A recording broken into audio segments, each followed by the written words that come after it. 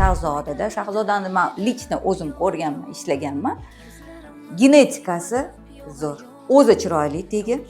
Ko'p protsedura unaqa og'irmaydi Shahzoda, lekin o'zini ustida ishlaydi. Genetika shikarli. И o'sha botoks etayotganingizda hayot tarziga aylanib ketadi. Botoks olish bu hayot tarzi. Masalan, meni hayot tarzim. Bu degani nima?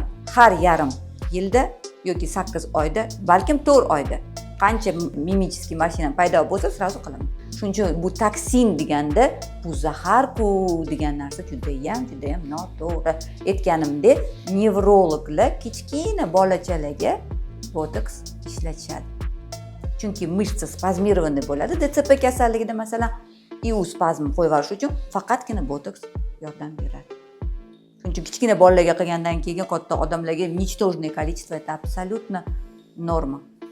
И yana bitta narsa aytmoqchiman, mana shu botoks haqida. Botoks qilinganda отек beradi.